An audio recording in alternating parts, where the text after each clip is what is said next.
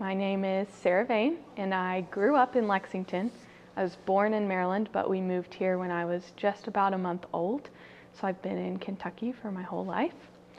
I went to high school here. I grew up church in Lexington and also went to the University of Kentucky.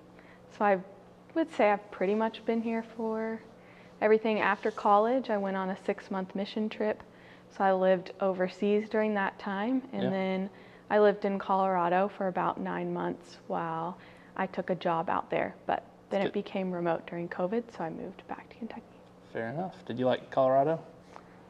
It was not the best place for me, but partly because I moved there in January of 2020, and then COVID hit right afterwards, so it was really hard to establish a community, find a church, get friends, so I really struggled with that. Yeah, that makes sense. COVID was not a great time to be able to, that probably was a hard move. It was a beautiful place. The climate, very different from Kentucky. If you've been in Kentucky, you know how humid it is. Colorado was very dry, so that was a drastic change for me, but I was excited to move back to Lexington. Yeah, makes sense. So, did you grow up, you mentioned the mission trip, did you grow up going to church? Like, what did that look like whenever you just kind of gained consciousness, essentially? Like, when do you like remember going to church for the first time? I don't think I ever remember not going to church. Like, I've been in church as far back as, like, I remember doing Cubbies and Sparkies and Awana, for people who are familiar with that. Like, I was super involved. I had all the little charms on my vests, and I was super proud of that. We went to the same church for most of my life, I would say. Midway through high school, we actually stopped going to church because my older sister got pregnant, and the church kind of made it very, I mean, it was kind of taboo, but she was also in high school, and she was just kind of pushed away from the youth group, and we weren't really accepted there because of that. And so our family kind of stepped away from the church. It's kind of crazy. Like, I love my niece. She's the biggest blessing in the whole world. So that was a really eye-opening experience for us, just kind of that feeling of not feeling welcomed at the church. So we tried out a few different churches while I was in high school, kind of church hopped while I went to UK as well, and just never really found a good home for me. And then in the end of college, I just felt like the Lord was kind of calling me to go on this mission trip, and I was like, okay. I'd never been out of the country, and I lived in Haiti, Jamaica, and Belize for 6 months. So my first experience outside of the US was Haiti. That was insane. Eye-opening, probably. Yeah, totally eye-opening. It was just like, you really go from being very blessed with a lot of things that you don't really realize you're blessed with, to being placed in a culture where things such as having access to clean drinking water and the ability to brush your teeth on a daily basis are luxuries. Like, they're just things that you're lucky to have. Yeah, I've been to Haiti a couple times, and it is pretty wild. They basically have, like, no government, and, like, all that political stuff just adds to it. Yeah. So you left church due to some, like, church hurt type things, and you never really started going back till that mission trip? Yeah, on the mission trip we were like partnered with different churches in each country. So we had one country in Haiti we were partnered with, one church in Jamaica, one in Belize. Yeah. Then when I came back to the States, I kind of church hopped a little bit, like met up with some friends, went to their churches, and just never really found one that was a good fit for me. And then I took a job with the company I work with right now, and I traveled for an entire year with them, working events at churches across the United States. Awesome. So I was gone most weekends, so I was really, I mean, I probably saw more churches than I ever would have thought I was going to see, and got to experience that. And then right after that is when I moved to Colorado. So okay, cool. Church hopped there. Yeah. Church hopped even when I moved back to Kentucky. Wow, yeah. Yeah, so, but you've always maintained that just like your own personal relationship through that? Yeah, absolutely. I feel like my quiet time and just relationship with the Lord has never wavered, but I've really struggled with finding a church that I felt like was welcoming and loving. And I always ran it through the lens of like, if my sister went here, would she be welcomed at the same point that she wasn't welcomed in the church when we were younger? Yeah. And it's sad, but there was a lot of churches where I didn't feel like that would be an okay thing for us to be there. And it's like, well, that's not really a church that I want to be a part of. Yeah, that makes sense. That's a tough thing to experience that. I don't. Yeah, that's tough because it changes how you approach church, right? Right. Yeah. So. Because everybody's broken. Like everybody that comes through the walls of church is broken. But I kind of grew up with this like, your outward appearance is more important. Yeah. And so, you know, the appearance of a pregnant teenager doesn't look great in the church. And so it was like, oh, well, we're not sure how we feel about that, where she wasn't the only person doing what she was doing back then. She was just the only person that really was like blessed with the child, and my niece is such a gift, and we were really blessed by her, but didn't feel like that throughout my sister's pregnancy. Yeah, there was probably a lot of fear, like, oh gosh. Yeah, absolutely. Like, oh, you're 16, like, what are you gonna do? But look back on it now, and it's like, we can't imagine not having her in our life. Yeah. Yeah, and it probably was a tough thing, right? Like her being 16, having a child like that, it probably was very difficult to like work through and figure out. And that's why it's like even more important to have a church that like won't kick you out essentially, and like sure. can back you through that, because we all have like things, right? We all have things. But through all those times, like in high school, whenever you all like left church, and then college, whenever you're kind of church hopping, and then the mission trip in Colorado, are there any like pivotal moments through that time, like in your own personal walk, where you're like, okay, I feel like I'm like getting somewhere, or like I feel like I've like I have a really strong relationship right now? Are there any pivotal moments that come to mind? I would say there's probably quite a few. I would say maybe there's two that I would note on. When I was in college, my dad passed away, and leading up to that moment, I just remember being so prayerful about the Lord bringing healing to him. But I was very open-handed with what that looked like. He just had a lot of heart struggles, and he also had a lot of mental health struggles that he was battling against as well. And so ultimately he ended up having a heart attack, and he passed away in his home. And I just remember feeling this like sense of relief kind of washed over me of, this isn't necessarily the answer to a prayer I would have looked for, but it is a really big answer to a prayer. Like, my dad's body was fully healed. I knew that he was in heaven, that he was like ultimately just in such a better place. He wasn't battling his mind, he wasn't battling his body. He didn't feel like he had a purpose when he was here on earth. And so just kind of that concept of knowing like, wow, like the Lord really took care of him, and he answered my prayer in a way that I would have never anticipated. So I'd say that's kind of like one of my biggest experiences, realizing like God answers prayers in ways that maybe we don't expect or anticipate, but also like really helped draw me closer to him, because I saw that was an answer to a prayer. And then after that is when I went on my mission trip, and I would say just saying yes to that trip and being on that trip really taught me a lot about who Jesus is and what his character is.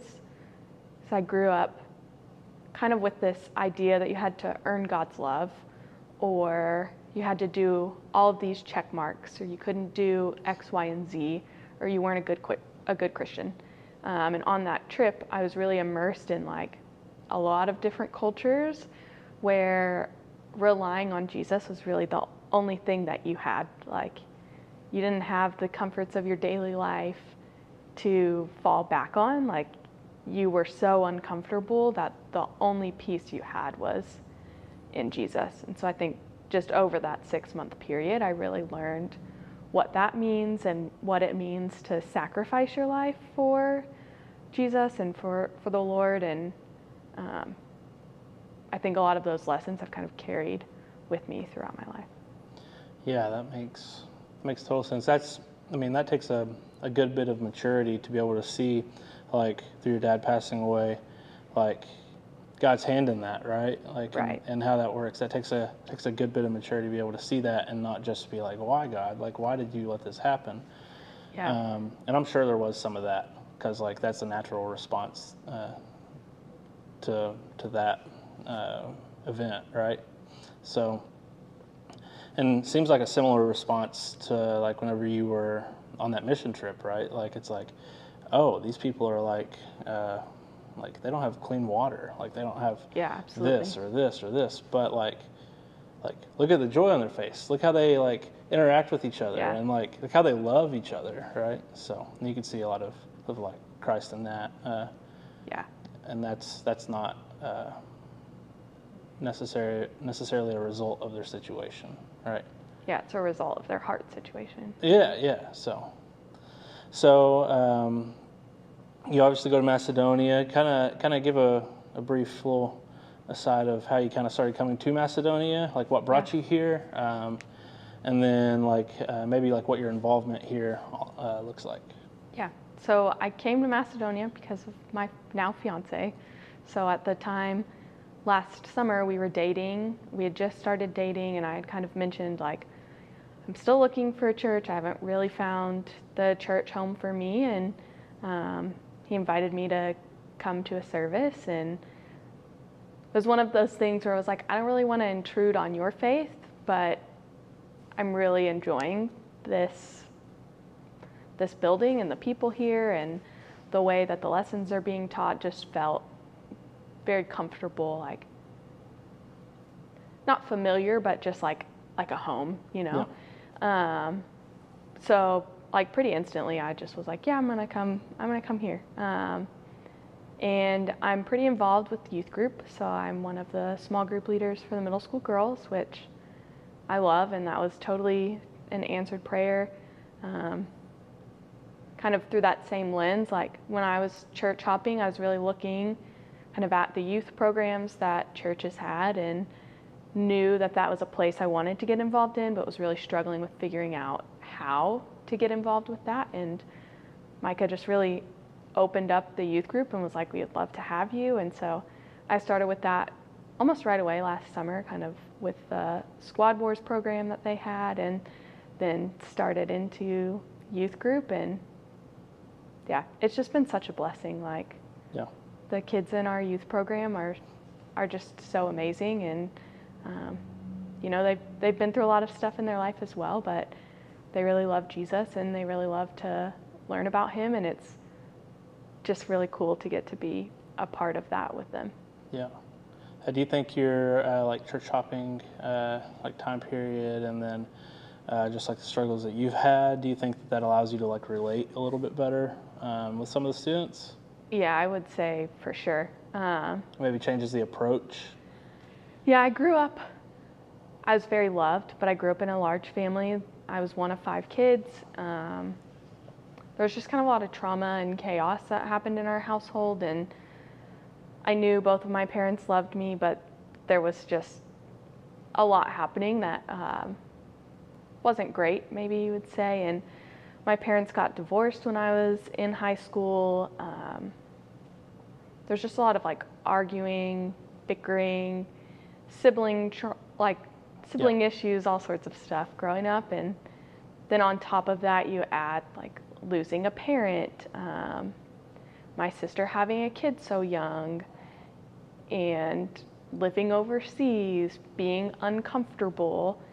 I feel like I never really questioned why I went through a lot of the things that I went through, because I always just felt like the Lord was going to use them for something.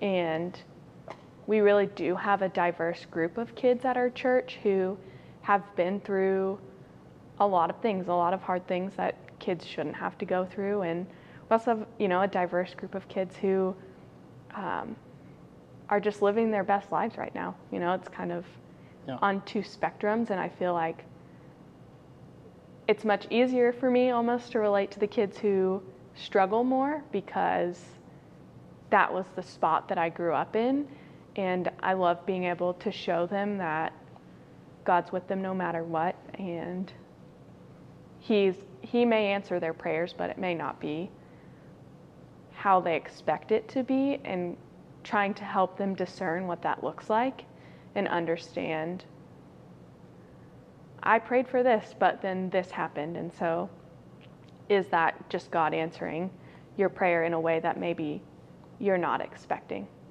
So, long-winded answer to say, for sure, I think a lot of my life experience has helped me with youth, and I think that's the beauty of working with youth kiddos, is you get to pour into their lives at a young age and hopefully help to build a head knowledge in them where they can know and learn to love the Lord and feel the Lord's love in their life, so that when they're older, when they're in college or technical school or whatever they decide to do with their lives, they've got that kind of running in the back of their mind, like, oh yeah, I remember this one time where I learned about this lesson, or talked to this person who experienced this in their life, and here's how they saw Jesus through it, and so can I reframe that lens and see Jesus through the things that I'm going through in my life? Yeah, that makes total sense.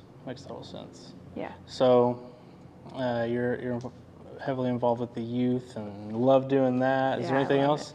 Anything else you do, or is that it pretty much? Yeah. Yeah, I would say that's it. Occasionally, I'll go hang out with the babies in the nursery, once in a blue moon. But really, the youth kiddos are my passion, and they fill my cup. And I love my day job for sure, but I don't get to work with middle schoolers. Tell me about your job. What do you do for work?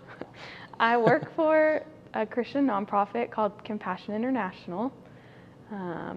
They are a child sponsorship organization, so we work with churches all over the globe in low-income countries, and we identify kids in those areas who are living below the poverty threshold, and the church ministers programming to them.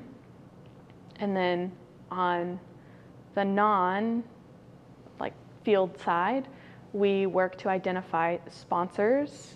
There's 12 different countries that sponsor kiddos, and pay a little bit of money each month, help make sure the kids' school fees are paid, that they have access to the doctor, food to eat, that they're going to their church and learning about Jesus. So we're like a holistic development program, really striving to make sure that all the needs are met for the kids. And then in my specific job, I'm a project manager on a creative development team, and we make all sorts of different posters or curriculum lessons, videos, things to help support those churches in their mission of serving their community. Yeah, I didn't get you on the creative team here. Yeah, maybe. I do really love it. Yeah, that's awesome. It sounds like you're kind of holistically like kind of going for the kiddos, and then like a small subcategory would be low income, third world, that kind of thing. Yeah, absolutely. Yeah.